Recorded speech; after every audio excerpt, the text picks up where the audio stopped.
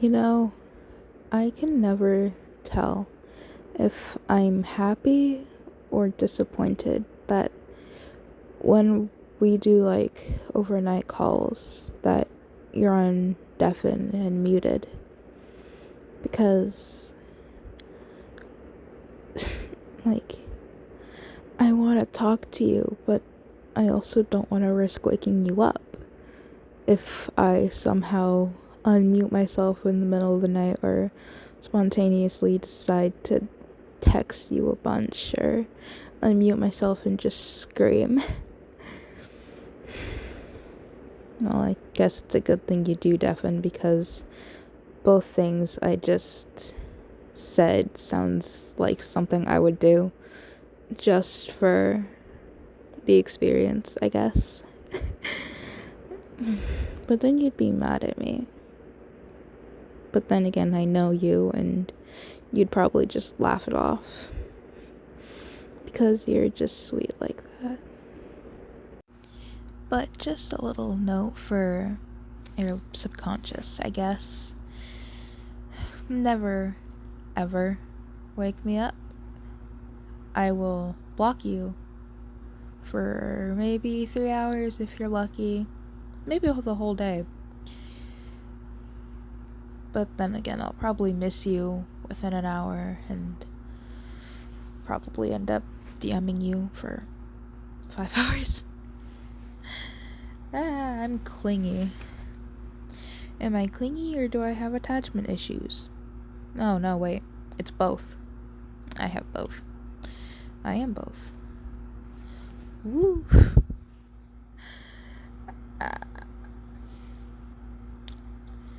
There was a reason I started talking. Yeah, I forgot the reason why. So I just ended up talking about random shit. And I don't even... Wow. I need to sleep. It's 2 a.m. My God. I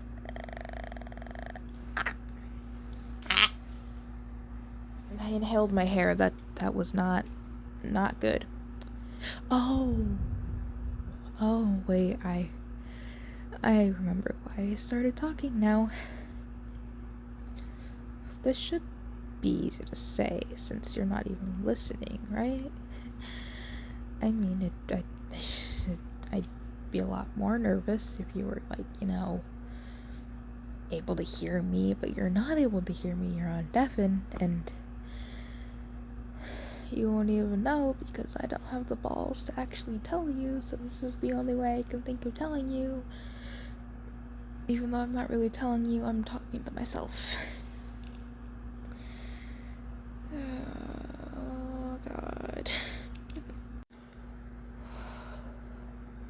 Well, I guess I could also stall as long as I want, because, you weren't waiting on anything. Although, knowing my luck, you'd probably, wake up and undeafen as I'm about to tell you. But that's unlikely. But then again, I've had some very odd experiences. Well, experiences as in I've just gotten so lucky. My house almost caught on fire yesterday, so that's an example, I guess. Wait, why didn't I actually tell you that? Well, I guess it's a good thing I didn't, because then you probably would have, I don't know, ran here, even though you're like more than 50 miles away. 50 miles is a very small number compared to our actual distance. But you know what? I don't care. But I am stalling so bad. I'm stalling because I am a scared person. I'm scared. Even though you can't even hear me, I can't get rejected because you can't even hear me. It's like I'm my own therapist at this point. Like, I'm trying to hype myself up, but at the same time, I'm really putting myself down here, but I'm also not, and I'm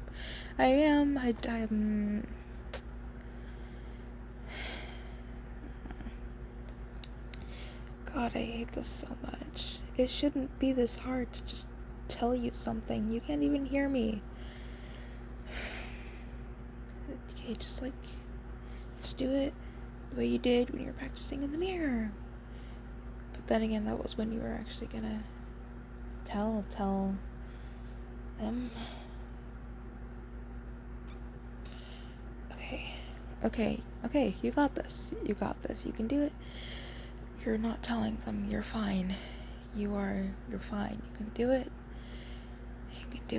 They can't hear you. Their Discord isn't broken. They can't hear you. They're deaf and they can't hear you. God, why is this so complicated? Okay, just rip off the band-aid. Just do it. Just start with it, and then you'll keep talking like you normally do.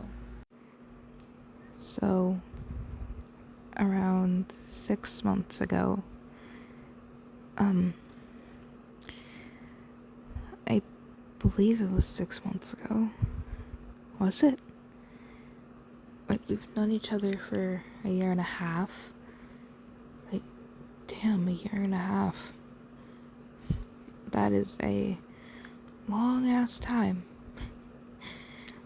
Anyway, yeah, it's 6 months. 6 months ago, I started feeling different emotions towards you. I started thinking of you in different ways. Okay, how do I put this?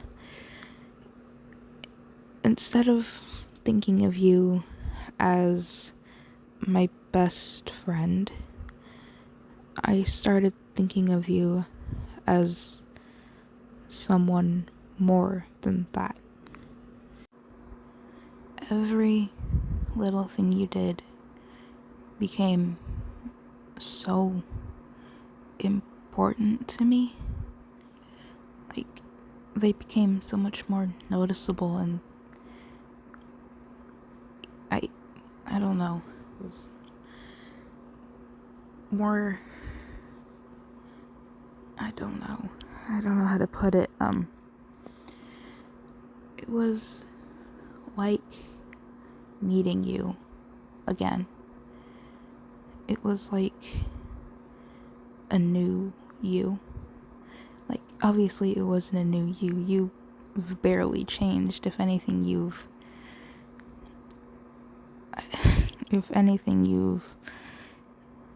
trusted me with so many parts of your life, and I've done the same for you. To you, for you. I don't know, now's not the time to correct my own grammar. But every little thing you did became so important to me.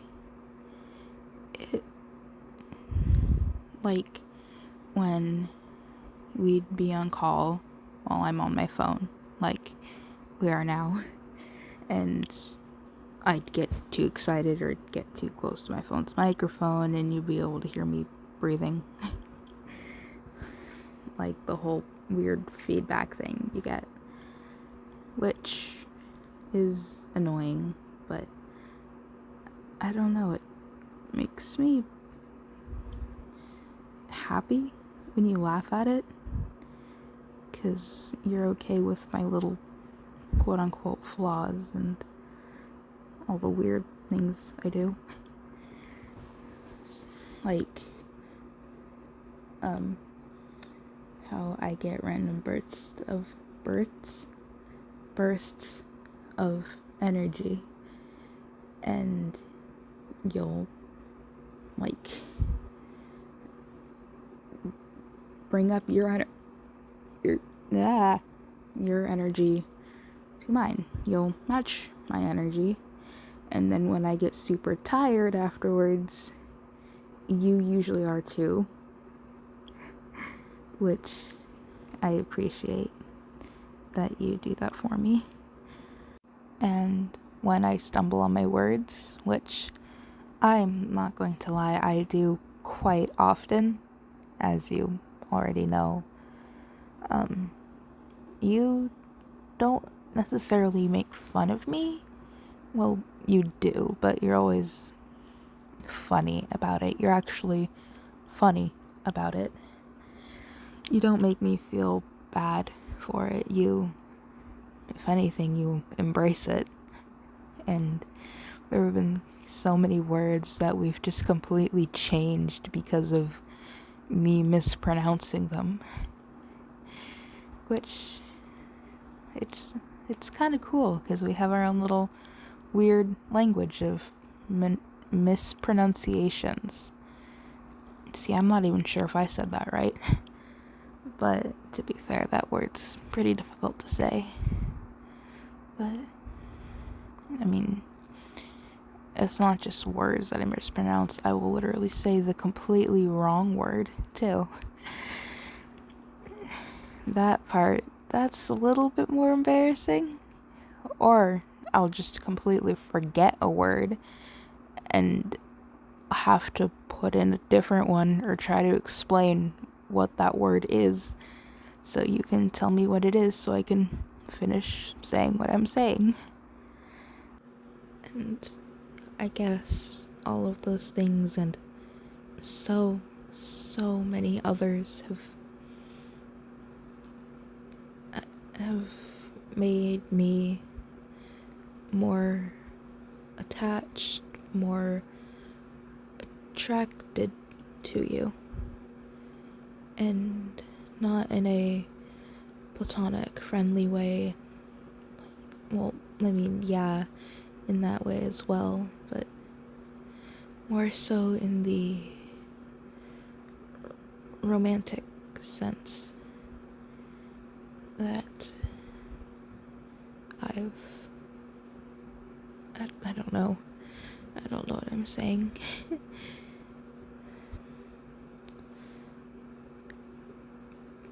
Okay. Because of those attributes, because of those traits, because of those things you do, I've developed romantic feelings towards you.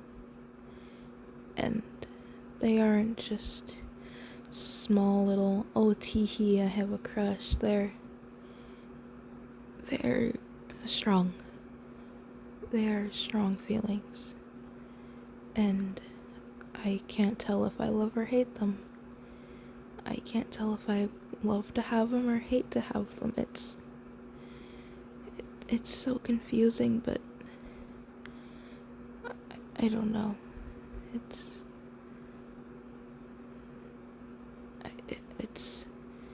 certainly a good feeling, and of all the people I had to fall for, it had to be my best friend, who I've never met, and there's a high chance I may never meet.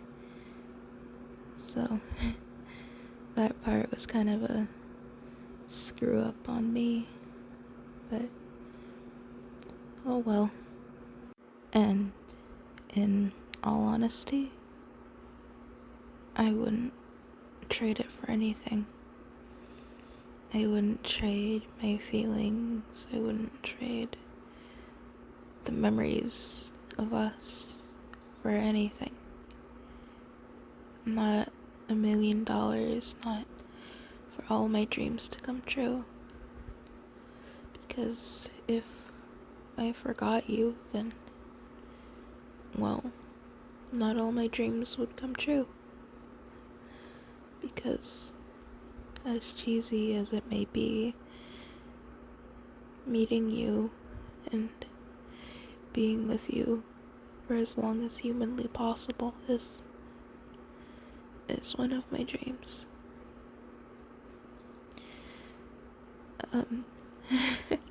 God, I don't think I've ever said something so cheesy, but it's true. I value you and all the memories you've given me so much. And like I've said, I wouldn't trade them for anything. I wouldn't trade you for anything. 'Cause you are enough for me. You're more than enough for me, actually. You're amazing in every possible way. Even all the little bizarre things you do, even all the flaws you have, they're part of you, and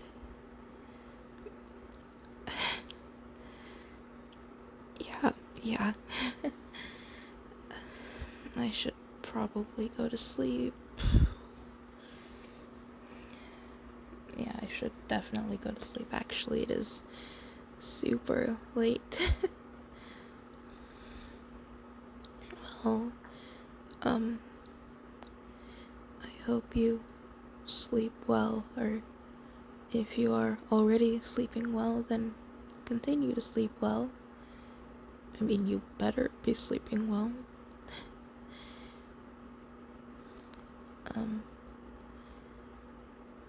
I guess I'll speak to you in the morning.